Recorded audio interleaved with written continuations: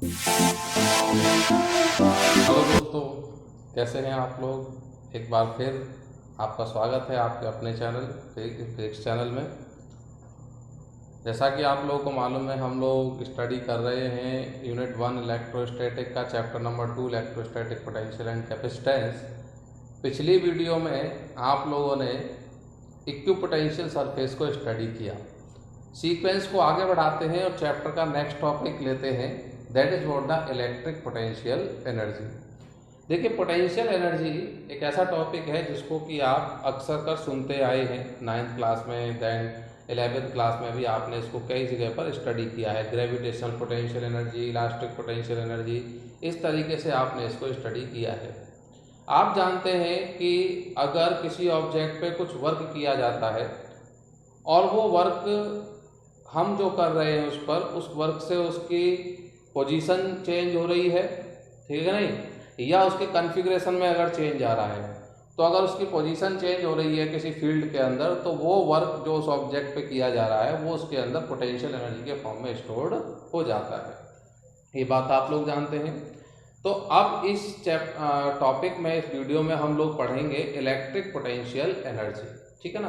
तो सिंपल सी बात है कि जो कॉन्सेप्ट हम पोटेंशियल एनर्जी का जानते हैं उसके अकॉर्डिंग हम कह सकते हैं कि कोई चार्ज है और उस चार्ज पे वर्क हो रहा है, उस चार्ज पे वर्क हो रहा है, हम कहीं से उठा के उसको कहीं लेकर के जा रहे हैं और इसमें हम उसके ऊपर वर्क कर रहे हैं। अब जो वर्क चार्ज के ऊपर हो जाएगा किसी पोजीशन तक उसको ले जाने में, that work is stored is potential energy. वही वर्क उसके वहां पर किसमें स्टोर हो जाएगा, पोटेंशियल एनर्जी के फॉर्म में स्टोर्ड हो जाएगा। बड़ा सिंपल सा कॉन्सेप्ट है। वही आप चीज यहाँ पर देख सकते हैं कि क्या होता है कि इलेक्ट्रिक पोटेंशियल एनर्जी क्या है। तो इलेक्ट्रिक पोटेंशियल एनर्जी को हम क्या कह सकते हैं, amount of work done in assembling the charge at there locations by bringing them in from infinity. हम चार्ज को इन्फिनिटी से लेकर के आ रहे हैं, ठीक है ना। एक चार्ज हो सकता है, दो चार्ज हो सकते हैं, तीन चार्ज हो सकते हैं, हम उन्हें इन्फिनिटी से लेकर आ रहे हैं, यानी कि एक ऐसी जगह से लेकर के आ रहे हैं जहां पर उन पर किसी तरह का कोई इलेक्ट्रिक फोर्स नहीं लग रहा था। हम ऐसी जगह से इन्फिनिटी से जहां उन पे कोई इलेक्ट्रिक फोर्स नहीं लग रहा था, वहां से उठा करके हम वहां ला रहे हैं जहां उनको इलेक्ट्रिक फोर्स, ऐसी लोकेशंस पर ले जा रहे हैं, ऐसी पोजीशन पर लेके जा रहे हैं जहां उन पे इलेक्ट्रिक फोर्स लगेगा। तो उन पोजीशन जहां पर कि उन पे इलेक्ट्रिक फोर्स लगेगा वहां तक ले जाने में जो उनके ऊपर वर्क हो जाएगा उन चार्जेस के ऊपर, that work stored as the electric potential energy. उम्मीद करता हूं बात समझ में आ रही होगी। धीरे धीरे करके हम इसके जो टॉपिक करेंगे उससे और आपको बेहतर तरीके से क्लियर होता चला जाएगा। दोस्तों, अगले टॉपिक इसमें electric potential energy topic study करते हैं, electric potential energy of A system of 2 point charges. Okay, video pause करें, क्या लिखा है पढ़ें, मैं आप लोगों को यहाँ पर समझाता हूँ। जो ये लिखा हुआ है उसको यहाँ समझने की कोशिश करते हैं। तो देखिए क्या कॉन्सेप्ट है, ये हमारे पास स्पेस है। क्या है? स्पेस। ये हमने एक पॉइंट ले लिया, that is what point P1 और P1 पर हम एक चार्ज को लेकर के आ रहे हैं, P1 पर हम एक चार्ज को लेकर के आ रहे हैं, Q1 को लेकर के हमने यहाँ पर ला करके उसको असेंबल कर दिया। अब देखिए, जब Q1 को लेकर के हम P1 तक आए, Q1 को लेकर के हम P1 तक आए तो उस पर कोई वर्क नहीं हुआ। क्यों? क्योंकि P1 उस जगह था, उस स्पेस में था जहां किसी तरह का कोई इलेक्ट्रिक फील्ड प्रेजेंट नहीं था। तो Q1 को हम कहीं से उठा करके कहीं तक लेकर के आ गए, मान के चलिए इन्फिनिटी से उठा करके P1 तक लेकर के आ गए और कोई वर्क यहाँ पर नहीं हुआ, no work is done. Q1 को ला करके रख दिया। अब Q1 से कुछ दूरी पर एक पॉइंट हमने ले लिया, that is what point P2 और यहां से यहां तक का डिस्टेंस R है। अब P2 जो पॉइंट है वो इस तरीके से है कि ये Q1 के इलेक्ट्रिक फील्ड में प्रेजेंट है। जो पॉइंट सेकंड पॉइंट हम P2 ले रहे हैं वह Q1 के इलेक्ट्रिक फील्ड में आ रहा है, ठीक है। सो देखिए, बड़ी सिंपल सी बात है कि जब ये P2 Q1 के इलेक्ट्रिक फील्ड में है तो इस पॉइंट का कुछ ना कुछ पोटेंशियल होगा। अगर कोई भी पॉइंट किसी इलेक्ट्रिक फील्ड में प्रेजेंट है तो उस पॉइंट का कुछ ना कुछ पोटेंशियल जरूर होगा, इलेक्ट्रिक पोटेंशियल। तो इलेक्ट्रिक पोटेंशियल ऑफ P2 है ना, ड्यू टू किसकी वजह से, Q1। तो कैसे निकालेंगे, this is what V is equal to, potential निकालने के लिए है ना चार्ज चाहिए और चार्ज से डिस्टेंस चाहिए, KQ1 upon R, KQ1 upon R, ये हो गया। अब देखिए जैसे हम Q1 को P1 तक लेकर के आए थे, इसी तरीके से हम इन्फिनिटी से एक और चार्ज है दैट इज व्हाट Q2, और Q2 को ला करके हमको प्लेस करना है किसके ऊपर, P2 के ऊपर। बात समझ में आ रही है, एक चार्ज Q2 को इन्फिनिटी से उठा करके कहां पर लेकर के आ रहे हैं, P2 तक आ रहे हैं। तो वर्क डन है ना in bringing, work done in bringing Q2 है ना फ्रॉम कहां से कहां तक, इन्फिनिटी टू कहां तक लेकर के आ रहे हैं, P2 पॉइंट तक लेकर के आ रहे हैं। बात को समझिएगा, इन्फिनिटी से पॉइंट P2 तक लेकर के आ रहे हैं। लेकिन जैसे Q1 को लेकर के आए थे P1 तक कोई वर्क नहीं हुआ था, लेकिन Q2 को लाने में क्या होगा, कुछ वर्क होगा, क्योंकि अगर हम किसी चार्ज को एक ऐसे पॉइंट तक लेकर के जा रहे हैं जिसमें जो किसी इलेक्ट्रिक फील्ड में है, जिस पॉइंट का कुछ पोटेंशियल है, तो वहां तक चार्ज को ले जाने में कुछ ना कुछ वर्क जरूर होता है। सो वर्क निकालेंगे आप लोग, W2 वर्क क्या होता है, चार्ज इनटू इलेक्ट्रिक पोटेंशियल। सो ये क्या कैलकुलेट होकर के आएगा, W2 चार्ज हो गया, Q2 पोटेंशियल क्या हो गया, V, इसको हम पोटेंशियल बोल सकते हैं V1, चार्ज 1 का पोटेंशियल। वैल्यू को पुट कर देंगे, Q2 इंटू K है ना Q1 अपॉन R, तो W2 इज इक्वल टू हो जाएगा K Q1 Q2 अपॉन में R। Net work done in assembly, पूरे in assembly the system of 2 point charges, ठीक है, that is Q1 and Q2। यानी कि आप Q1 को लेकर आए, Q2 को लेकर के आए, पूरे सबको लाने पे कितना वर्क डन हुआ, तो W इज इक्वल टू क्या हो जाएगा, W1 plus W2। So W is equal to W1 0 है, W2 के Q1 Q2 अपॉन क्या हो गया, R हो गया। This work done stored as electric potential energy, जिसको रिप्रेजेंट करते हैं U से, तो U is equal to K Q1 Q2 upon क्या हो गया, R। तो ये हमने क्या किया, 2 पॉइंट चार्जेस को लाने में जो वर्क हुआ वही उसकी क्या हो गई, पोटेंशियल एनर्जी हो गई। ओके, बात समझ में आ रही है। चलिए अब इसी प्रॉब्लम को हम लोग समझेंगे किसके लिए, 3 पॉइंट चार्जेस के लिए। किसके लिए समझेंगे, 3 पॉइंट चार्जेस के लिए। चलिए दोस्तों बात करते हैं electric potential energy of A system of the 3 point charges. ठीक है, तो कुछ नहीं है, देखिए 2 पॉइंट चार्जेस Q1 Q2 को हम उनकी पोजीशंस पर ला चुके हैं, P1 और P2 तक। यहाँ तक हमने वर्क डन को कैलकुलेट किया हुआ है। चार्ज 1 को लाने में वर्क डन जो हुआ था, ठीक है ना, Q1 को लाने में जो वर्क डन हुआ था तो वो W1 इज इक्वल टू क्या आ जाएगा, 0, और Q2 को लाने में जो वर्क डन हुआ W2 वो उसको हम कैलकुलेट कर चुके हैं। अब देखिए यहाँ पर एक पॉइंट ले लिया हमने, that is what the P3, और वहीं पर थोड़ा सा चेंज कर लिया, P1 से P2 का डिस्टेंस को हमने लिख लिया R12। क्या लिख लिया, R12। यहाँ भी कर देता हूँ, यहाँ भी R12 कर देता हूँ मैं, ओके, और यहाँ भी मैंने R12 कर दिया। ठीक है, अब देखिए जरा ध्यान से चीजों को, यहां से P1 से P3 तक का जो डिस्टेंस है that is what the R13, और यहां से यहां तक का जो डिस्टेंस है that is what the R23। Okay, अब हम यहां पर P3 पर एक और चार्ज है, थर्ड चार्ज Q3, इसको लेकर के यहां पर आ रहे हैं। हम टोटल कितने चार्ज को, Q1 को लेकर आए, Q2 को लेकर के आ गए, अब हम किसको लेकर के आ रहे हैं, Q3 को लेकर के आ रहे हैं। सही है कि नहीं। लेकिन अब देखिए जो पॉइंट P3 है, पॉइंट P3 जो है उस पर Q1 का भी पोटेंशियल होगा और Q2 का भी पोटेंशियल होगा। अब Q3 एक ऐसे पॉइंट पर आ रहा है जहां पर की जो पोटेंशियल है वो 2 चार्ज का है, Q1 और Q2 का। तो देखिए net electric potential at P3 इसकी वजह से U2 Q1 एंड Q2 की वजह से पोटेंशियल क्या होगा, वो होगा, ध्यान देंगे, सबसे पहले निकालिए Q1 की वजह से, तो K Q1 अपॉन R13, और Q2 की वजह से क्या होगा, K Q2 अपॉन में R23। ठीक है, अब work done in bringing Q3 को कहां से ला रहे हैं, Q3 from infinity to P3 तक लेकर के आ रहे हैं। तो वर्क डन क्या होता है, वर्क डन होता है charge into potential, electric potential of point P3। तो W3 is equal to Q3 electric potential, ये हो जाएगा KQ1 R13 KQ2 R23। बड़ा सिंपल सी चीजें हैं, आप ध्यान से वीडियो को पॉज करते हुए अगर इनको देखेंगे तो आपको बिल्कुल समझ में आएगा। अब थोड़ा डेरिवेशन को आगे बढ़ाते हैं। W3 KQ1 Q3 upon R13 plus KQ2 Q3 R23। Okay, so net work done in assembling the Q1 Q2 and Q3, ये तीनों चार्जों को असेंबल करने में कितना वर्क डन होगा पूरे सिस्टम ऑफ चार्ज को बनाने में। सो ये हो जाएगा आपके पास W is equal to W1 plus W2 plus W3।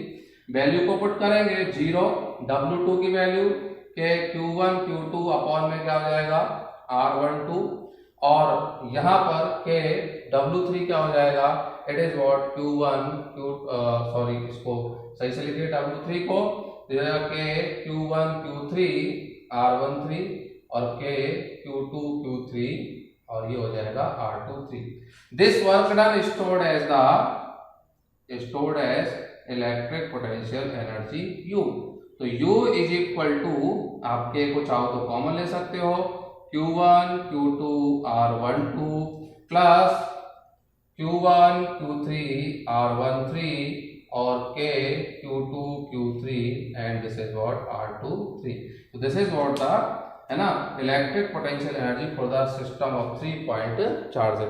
लेकिन अगर आप इस फॉर्मूले को गौर से देखें, ठीक है, यहाँ तो आपने देखा हमने बहुत डेलिबरेटली आराम से है ना 2 पॉइंट चार्जेस के लिए 3 पॉइंट चार्जेस के लिए डेरिवेट किया।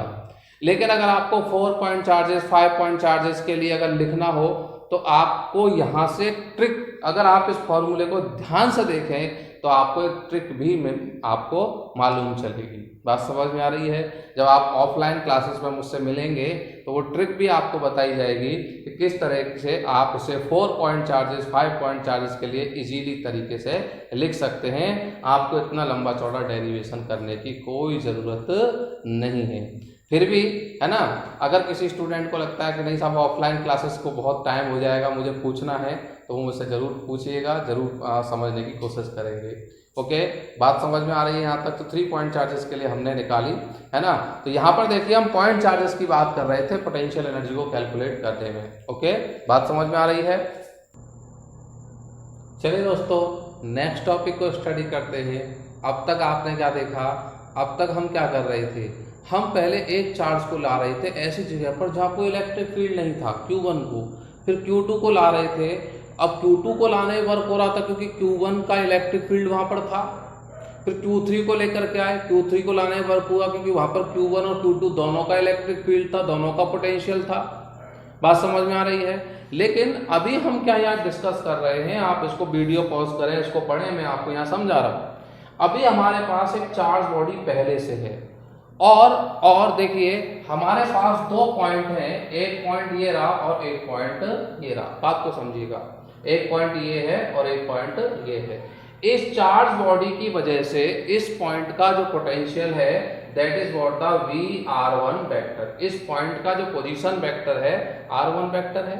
तो इस पोजीशन पर इस पॉइंट का कुछ पोटेंशियल है इस बॉडी की वजह से, और एक और दूसरा पॉइंट है, एक और दूसरा पॉइंट है, इस पॉइंट का पोजीशन वेक्टर है R2 और इस पॉइंट पर पोटेंशियल है VR2 वेक्टर। यानी कि potential at position 2 and potential at position 1। देखें फिर से एक बार, अभी हमारे पास क्या कंडीशन है, क्या केस है।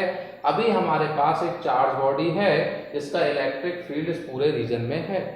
ओके, अब इसके इलेक्ट्रिक फील्ड में हमने एक पॉइंट लिया और एक दूसरा पॉइंट लिया। इस पॉइंट पर कुछ पोटेंशियल होगा, इस पॉइंट का पोजीशन वेक्टर है R1 और पोटेंशियल हो गया इसका कुछ ना कुछ। इसी तरह से इस पॉइंट का पोजीशन वेक्टर है R2 और यहाँ पोटेंशियल हो, यहाँ भी इसकी वजह से कुछ ना कुछ पोटेंशियल होगा और इसको हम पढ़ेंगे potential at position 1 and potential at position 2।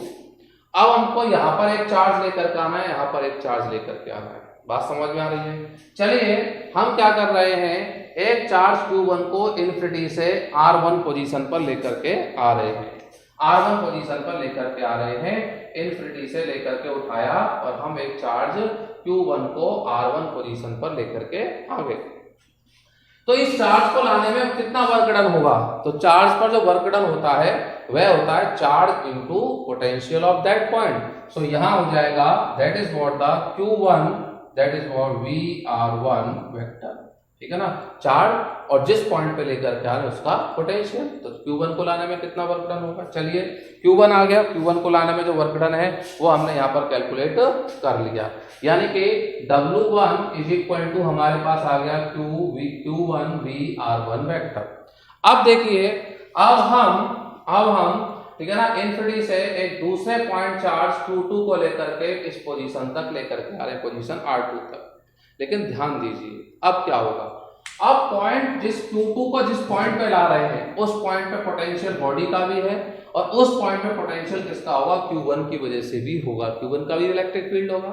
तो जैसे इसका पोटेंशियल है तो इसका भी पोटेंशियल होगा, यानी कि अब Q2 एक ऐसे पॉइंट पर आ रहा है जहां दो चीजों का पोटेंशियल है, एक तो चार्ज बॉडी का भी पोटेंशियल है और एक किसका? Q1 का भी पोटेंशियल है। बात समझ में आ रही है आप लोगों को? तो मान के चलिए है ना कि दोनों के बीच में जो डिस्टेंस है, इनके बीच में जो डिस्टेंस है that is what the R12, ये डिस्टेंस मान लिया हमने। सो अब देखिएगा, ध्यान समझे बात को, है ना, देखें समझेंगे। इलेक्ट्रिक पोटेंशियल एट ये मान लीजिए ये पॉइंट है P1 और ये पॉइंट है P2, तो एट P2, तो P2 का इलेक्ट्रिक पोटेंशियल क्या होगा? ये होगा VR2 वेक्टर, इस बॉडी का पोटेंशियल, और प्लस चार्ज 1 का पोटेंशियल के Q1 R12। ओके, अब वर्क डन ठीक है ना, इन ब्रिंगिंग Q2 को लाने में कितना वर्क डन होगा?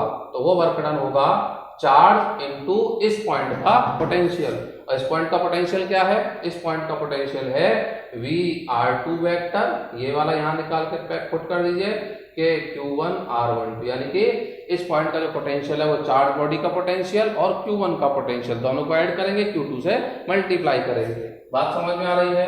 तो क्या आ जाएगा यहाँ पर, है ना, तो अब पूरा नेट वर्क डन देखिए, Q1 को लाने में वर्क डन निकाल लिया, Q2 को लाने में वर्क डन निकाल लिया, तो नेट वर्क डन हम यहाँ कैलकुलेट करेंगे, नेट वर्क डन, और यही जो वर्क डन होगा इसके बराबर होगा पोटेंशियल एनर्जी के इक्वल होगा।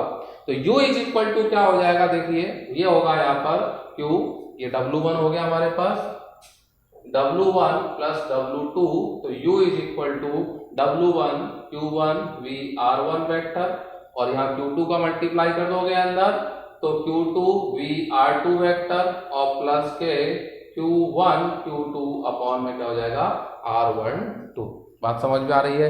अगर सिर्फ एक चार्ज आता देखो, है ना, एक चार्ज अगर अकेला चार्ज आता तो इतना वर्क होता, और यही वर्क किसके फॉर्म में स्टोर हो जाता? पोटेंशियल एनर्जी के फॉर्म में स्टोर हो जाता। यानी कि अगर सिंगल चार्ज आता तो पोटेंशियल एनर्जी होती Q1 VR1, लेकिन अगर Q2 भी आया तो W1 Q1 का वर्क डन एंड Q2 का वर्क डन, है ना, ये आपके पास क्या हो गया? That is what the W2। तो दोनों को W1 और W2 को प्लस करेंगे, नेट वर्क डन जो होगा वही क्या होगा? Potential energy of the system of the 2 point charges. बात समझ में आई? कहीं कोई दिक्कत वाली बात तो नहीं है? ओके, कोई परेशानी वाली बात तो नहीं है? ठीक है, गुड। चलिए दोस्तों, अगला टॉपिक स्टडी करते हैं, potential energy of A dipole in uniform electric field. यानी कि अब की बार हमने क्या किया, हमारे पास इलेक्ट्रिक फील्ड है, यूनिफॉर्म इलेक्ट्रिक फील्ड। आपको मालूम है यूनिफॉर्म इलेक्ट्रिक फील्ड को हम पैरेलल लाइन से दिखाते हैं, इक्वल स्पेसिंग उनके बीच में होगी।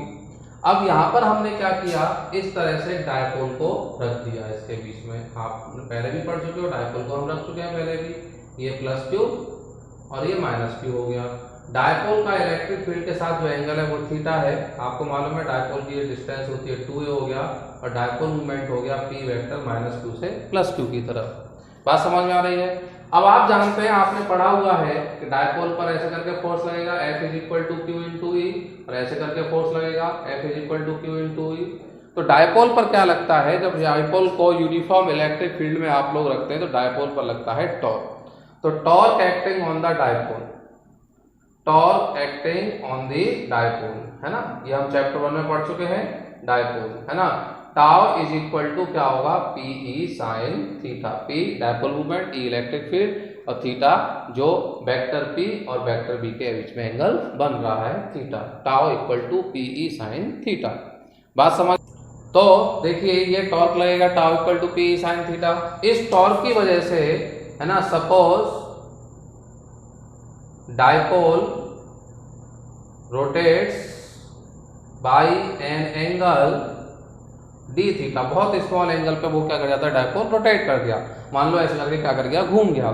तो वर्क डन कितना होगा, जब displacement D theta small displacement तो वर्क डन भी स्मॉल ही होगा। D W is equal to क्या हो जाएगा, टाउ डी थीटा। ओके, अब अगर हमको नेट वर्क डन निकालना है, नेट वर्क डन, है ना, इन रोटेटिंग, मान लीजिए डायपोल रोटेट होता है इन रोटेटिंग, है ना, from theta 1 to theta 2, dipole rotate होता है थीटा 1 से थीटा 2 तक, तो कितना वर्क डन होगा, तो W थीटा 1 से लेकर के थीटा 2 तक टाउ डी थीटा। तो W, है ना, यहाँ पर आप क्या करिए, टाउ की वैल्यू रखिए, थीटा 1 से लेकर थीटा 2 तक PE sine theta D theta. अब जो चीजें कांस्टेंट है बाहर ले लीजिए इंटीग्रेशन के, थीटा 1 टू थीटा 2। अगर आप लोग इसको एक एक स्टेप को पॉज कर लें, वीडियो देखें, फिर आगे बढ़ें, लिखते चले साथ ही साथ, थीटा 1 से थीटा 2 तक साइन थीटा डी थीटा। तो W is equal to P sine theta का इंटीग्रेशन आप जैसा कि जानते हैं, इट्स माइनस का कॉस थीटा, और थीटा 1 से लेकर के थीटा 2 तक। तो W is equal to minus का पीई कॉस थीटा 2 माइनस का cos theta 1। This work done stored as a potential energy, है ना, माइनस का पीई कॉस थीटा 2 माइनस का कॉस थीटा 1। तो now you get a formula और expression for the potential energy of the dipole. लेकिन इसमें भी आपको बता दूं कि एक theta 1 is equal to 90 degree और थीटा 2 इज इक्वल टू, हम थीटा ले लें, यानी कि स्टार्टिंग में हमारा डायपोल इलेक्ट्रिक फील्ड के परपेंडिकुलर होता है, तो आप जानते हैं थीटा 1 90 डिग्री यानी cos 90 क्या हो जाएगा, 0। So u is equal to minus का पीई cos थीटा। ये आपके पास एक फॉर्मूला आ गया, ठीक है दोस्तों। चलिए एक छोटा सा होमवर्क आपको इस वीडियो के लास्ट में देता हूं। ये पोटेंशियल एनर्जी का टॉपिक जो एनसीईआरटी के टॉपिक है वो लगभग हमने कवर कर लिए, सारे देख लिए। छोटा सा टॉपिक देता हूं आप लोगों को, आपको इलेक्ट्रिक पोटेंशियल और इलेक्ट्रिक पोटेंशियल एनर्जी में एक रिलेशन फाइंड करना है। इस बात को ध्यान से सुनिएगा, you have to find a relation between electric potential and electric potential energy. बड़ा सिंपल है, मैंने जानबूझ के डिस्कस नहीं किया, थोड़ा सा आप रिसर्च करें, पता करें और समझने की कोशिश करें।